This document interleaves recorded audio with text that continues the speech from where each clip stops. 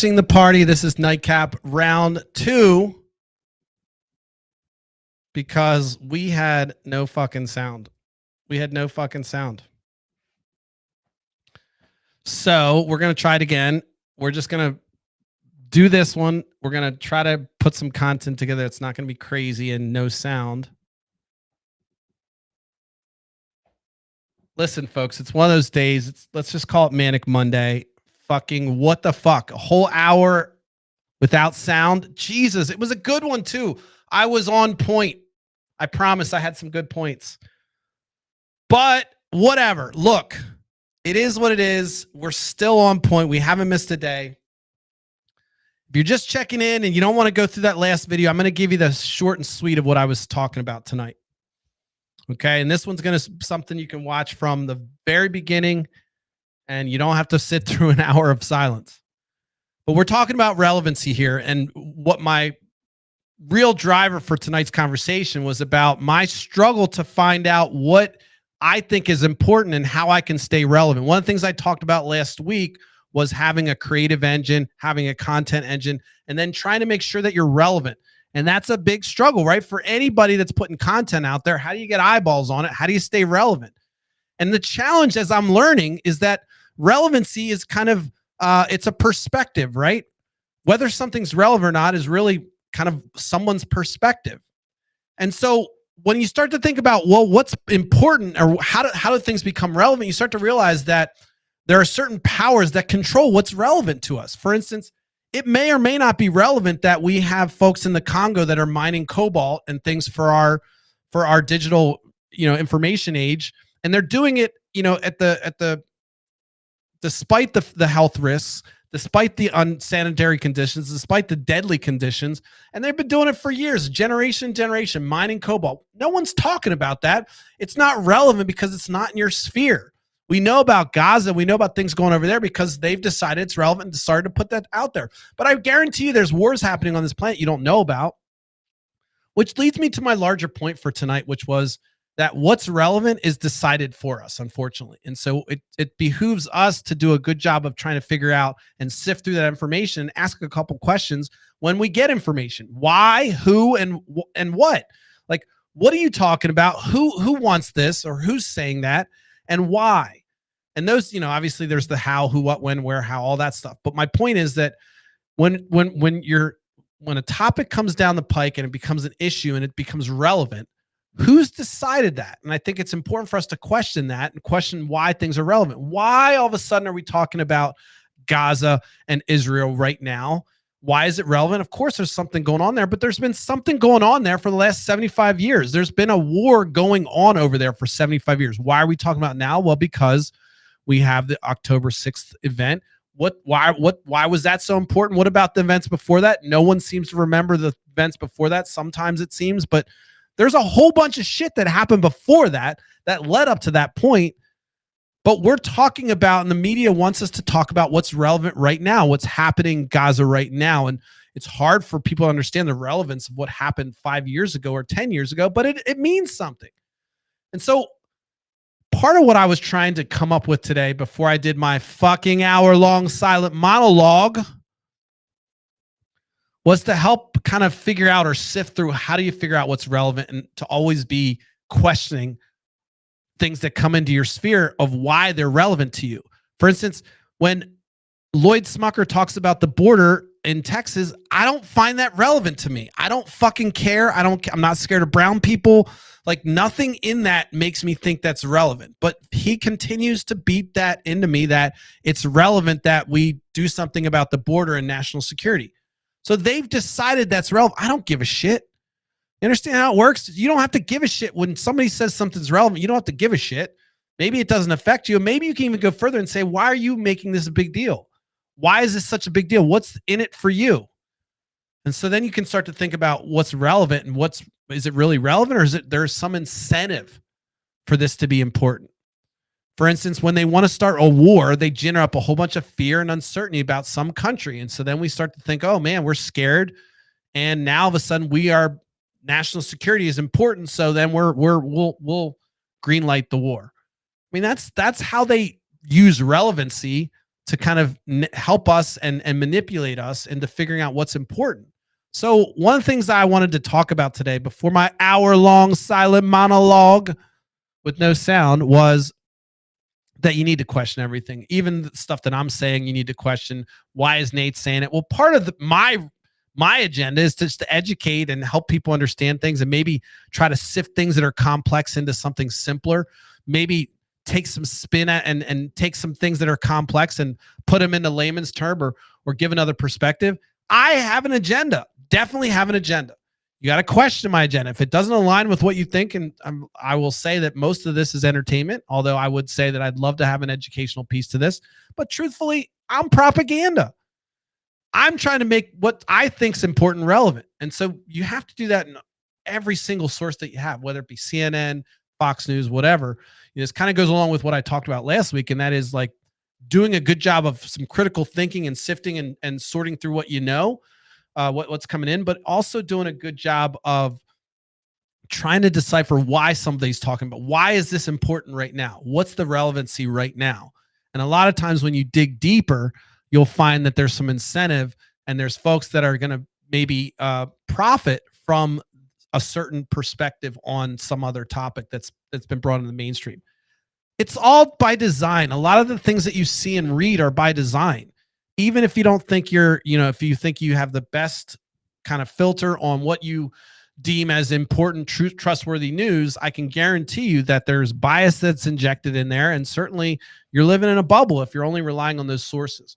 So I don't want to go back into the topic that I talked about last week. I want to stay focused on relevancy, because it's important to the larger point is, are you in control of what's relevant? One of the things I discovered as I was trying to filter down my network was that I don't have a lot of control over my network. I don't have a lot of control over my social network. When I unfollowed 1,500 people, Instagram got mad and said, look, you can't do anything else right now. Your network's frozen.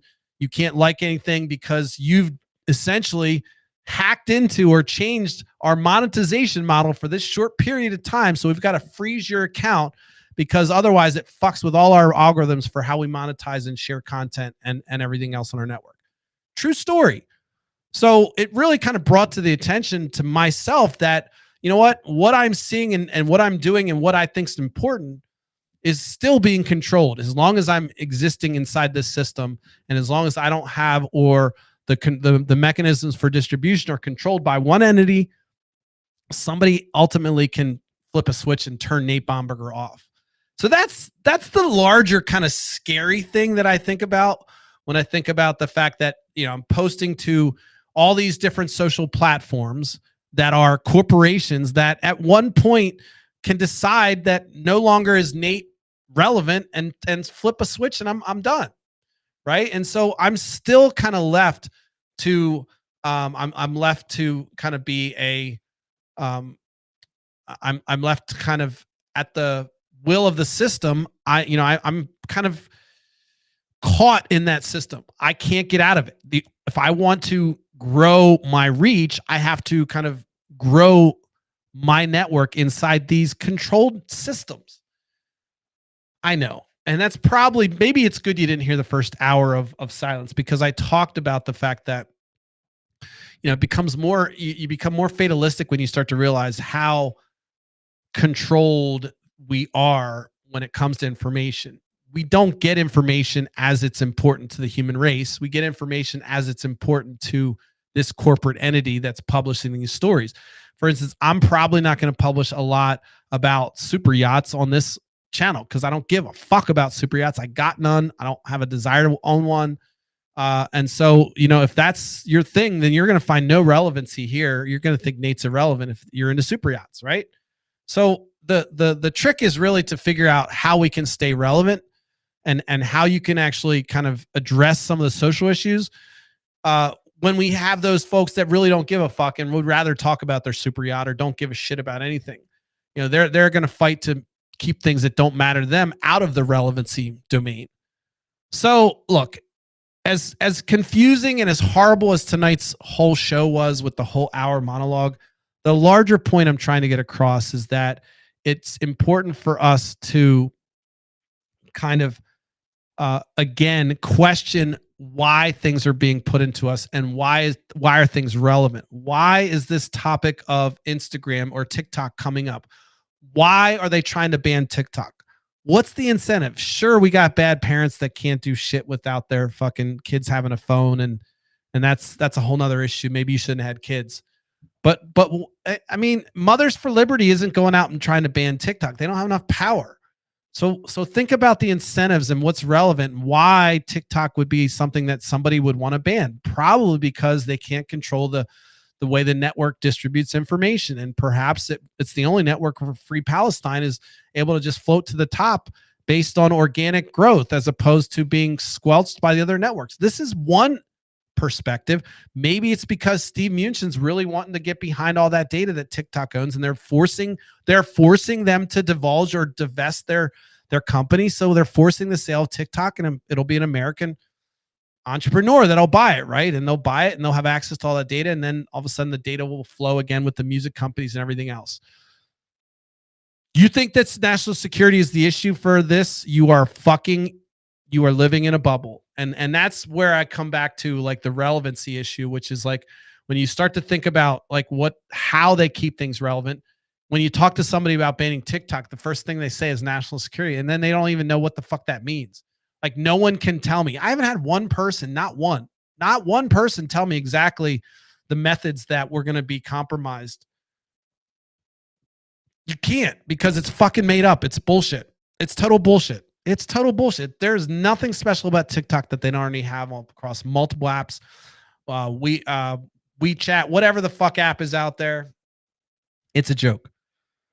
So I'm getting tired. As you can see, I went through a whole hour of no sound. So this is now my second fucking attempt at the monologue. So I doubt it was as good and fiery as the first time. But I wanted to just leave this kind of hardcore point, which is that relevancy is something that is chosen for you. And you got to decide and try to figure out for yourself what's relevant. And then also ask about the why and the who and who's generating that. If you do that, you're going to do a better job of trying to figure out what the real story is.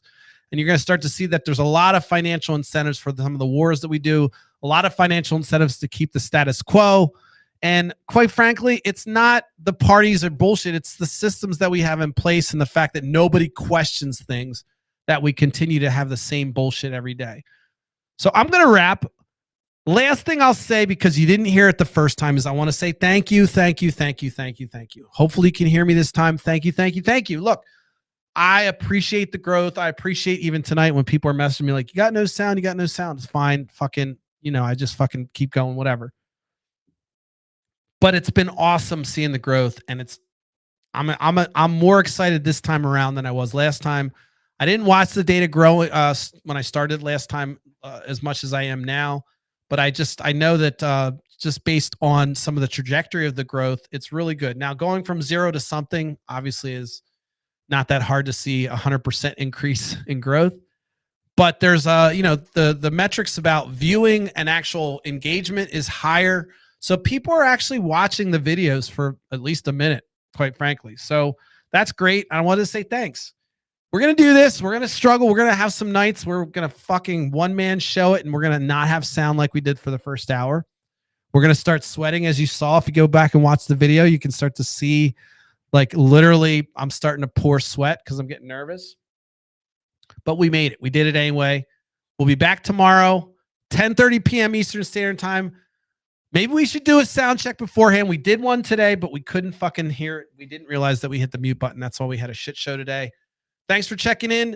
Make sure you like, subscribe, do all that shit. I need it. Someday I'm going to have more followers than I do videos on YouTube. Right now I have 96 videos and I have 44 followers. So let's see if we can get to 100 followers on YouTube. I love it. I don't care. We're going to do it regardless, but I do want to grow this. So make sure you follow, click, and like. Thanks for hanging in. Thanks for listening. Sorry about that first hour. I don't even know what to do. I'm about ready just to go back and delete the whole thing. It was such a good hour. The only person that saw it is me, and that's all that matters, right? You guys missed that whole hour. You got to see me mime. All right. Thanks again. Check in tomorrow, 10:30. We'll try to be on with bells and make sure our sound's right away. Have a good night. Thanks for if you watch this the second time, you're a trooper. Thanks again. We'll see you guys tomorrow.